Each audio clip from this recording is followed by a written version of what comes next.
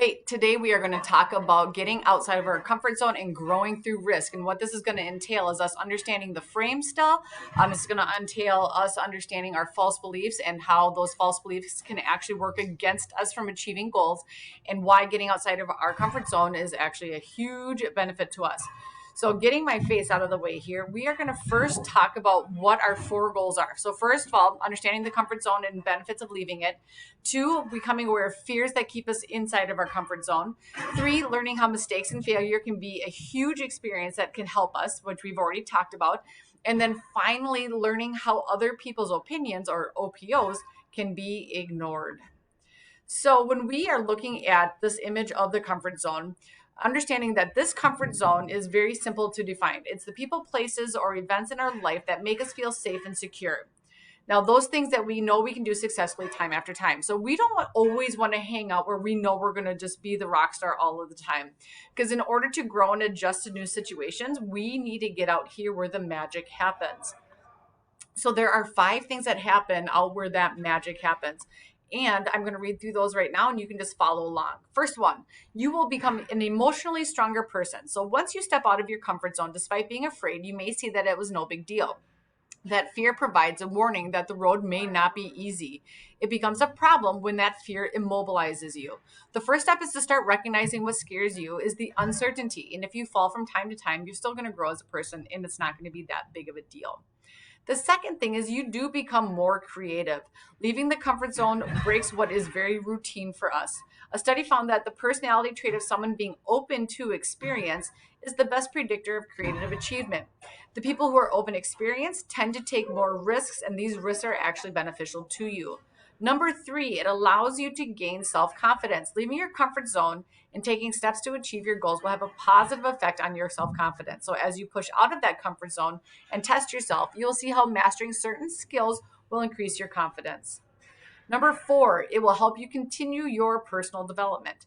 When we're young, we take a whole bunch of risks because, again, we're not scared of stuff yet. Okay, but what tends to happen as we get older is that we start to fear that failure. So remember, we talked about what we're most afraid of when we make a mistake is other people's opinions of us and how they might respond to us.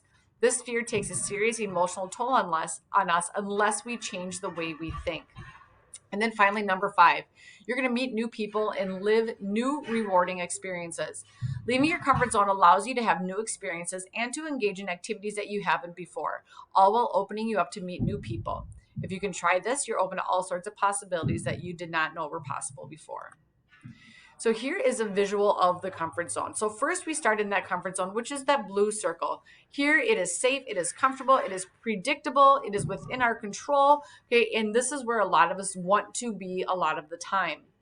What starts to happen is we don't want to leave that comfort zone into the fear zone because of the fact that it is super unsafe and uncomfortable. It's unknown, it's unpredictable, and we really don't have control over what's going to happen there. And that frightens us. From that fear zone, though, there's some awesome things that can happen. So once we can just get outside that fear zone, whether we make ourselves do it or someone else makes us get out of that comfort zone, we hop right into that learning zone. And this is where we learn to deal with problems. This is where we can FIO, which I call figure it out. And again, this is where our comfort zone starts to expand. From here, we move straight into our growth zone. And this is where we want to see all the happy things happen. Here you find your purpose. You live your dreams. You can actually set new goals because you've already conquered your objectives. So the big thing that you can see here is your comfort zone is super important. And we do want you to have that comfort zone. We're not asking you to get rid of it altogether. So this guy sitting here says, well, dude, so my comfort zone is important, but can it like destroy me? Isn't that a contradiction? Well, you do need that place where you can go back and feel safe and under control of your life. You absolutely do. It's very necessary for you, but it can also destroy you if you never leave. So again, it seems like it contradicts itself, but it is absolutely true because you need that place that you can go from, which would be your comfort zone, and you need that place to which you can return when things start to get stressful or high anxiety. So right here is the things that you can understand that you need that security, but you also need that challenge. That security that you need is provided inside your comfort zone. And each of you has a different type of comfort zone. For most of us, though, it's going to be our friends and our family. It's going to be our favorite activities. It's going to be our favorite class. Now, challenge is provided outside of our comfort zone. That would be changing lunch tables, our least favorite class, giving speeches, trying out for the play, meeting new people. One without the other, so security without challenge, is going to limit your growth. And also, if everything is always challenging and we don't have any security, that's also going to limit our growth. What you got to understand as a top 20 teen is that you need to live inside and outside of that comfort zone. And bottom 80s think that they just want to hang out in their comfort zone all the time and never want to leave. So two great qualities that are found outside of your comfort zone that we want you to really work on developing is courage and confidence. And those two things are really easy to say when you're sitting safely behind your computer, but they are not always so easy to do. So courage and confidence will help develop your potential. You're expanding your comfort zone. If you look to your right, it has a whole bunch of different examples of ways that you can expand your comfort zone. And some of them are not so challenging for some of you, but there's other ones that you might look at and say, you are insane. No way am I going to go to a school dance. No way am I going to raise my hand to answer a question in class. So what you're going to do is think to yourself right now, I'm going to read through these 10 different situations, and you're going to think to yourself if that is going to be inside or outside of your comfort zone. Number 1, share an opinion or answer in Zoom. Number 2, go to a party where I don't know many people. Number 3, try out or sign up for an activity I don't have much experience. Number 4, introduce myself to someone my own age that I don't know. Number 5, ask a teacher for help when I'm failing their class. Number 6, volunteer at a food shelf by myself without a team, group, or family. Number 7, babysit for kids I don't know. Number 8, do something completely against a big fear. It's like if you're afraid of heights or if you're afraid of needles. Number 9, keep working in a class that you're super far behind in. And number 10, tell my friend's parents that my friend needs help because they're having a mental health crisis. So now we have to battle these rational risks or if it's an irrational fear. So we've talked about how we frame things in the past. And so what we need to understand is a lot of times these fears we have or these beliefs we have are irrational and don't make much sense to our life. So that which has a true and lasting benefit for us is what is our best interest. So why don't we go after these? It's risky and we're afraid.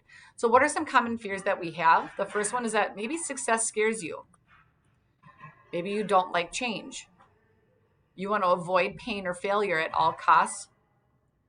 Maybe you're afraid of rejection or other people's opinions. Failure frightens you. You hate being embarrassed. Or maybe you're uncomfortable when you experience loss. So here what we have is our frame. You should be very familiar with this by now. But what we are going to frame is fear. Okay, so if you think fear is uncomfortable, your conviction level is probably a 7, 8, 9, or 10. That's really high. So how do you see it? You're like, absolutely not. I don't care. If I feel uncomfortable, no way am I going to go for it. So how do you feel? You feel really, really nervous. So what do? You do nothing. You get out of there so fast. But ultimately, what do you get? Well, you miss your opportunity. You miss that chance to become a better person. This is what happens to bottom 80s. They're going to see the fear and a scary risk of a new challenge, and they're going to avoid it. So there's a fine line between fear and courage. What is the difference between a hero and a coward? What is the difference between being yellow and being brave? There is no difference. It's only how you respond to it. It's only what you do because they both feel the same. So if we reframe fear, here fear is uncomfortable, okay? That's fine. We all feel that way. However, if you're like, it's no big deal. I see you. I got this. How do you feel? You still feel nervous. So this is where we have a choice. So even though we're nervous, we can choose to run away like a bottom 80 or be a top 20 and look it in the face and say, all right, let's go. So what happens? What do you get out of it? Well, you might have a lot of fun, or you might actually take your opportunity to the next level because top 20s feel the fear. They step up and they punch fear in the throat so they can expand their comfort zone. The other biggest fear that we have are other people's opinions. Other people's opinions is one of the biggest fears that keeps us inside of our comfort zone. Other people's opinions of you are none of your business and you should not care about them at all. So I want you guys to lock up those opinions and throw away the key because freedom comes only from when you believe that other people's opinions are none of your business. So you have a worksheet right now, and what you're going to do is you're going to put it into Notability from our Schoology page, and you're going to reflect on your comfort zone, the healthy risks that are in your best interest, barriers that keep you inside your comfort zone, and something you intend to try that's outside of your comfort zone. And then finally, explain how this will be in your best interest, even if you fail. So here are the different sections of the worksheet that you are going to work on. So if you need to pause the video to go download that worksheet and then come back to this, that's fine. So what you're going to do up here is you're going to use examples of healthy risks from our Zoom lesson, or come up with your own that are in your best interest. This next section, you're going to think of 3 other examples of healthy risks that you're afraid of and share the barriers that stop you from trying them. And then finally, what you're going to do is come up with an example from your school, social, and extracurricular life that's outside of your comfort zone and share how each would be in your best interest to try. Once you are done with your worksheet, I want you to turn that into Schoology, and then you are good to go for the day.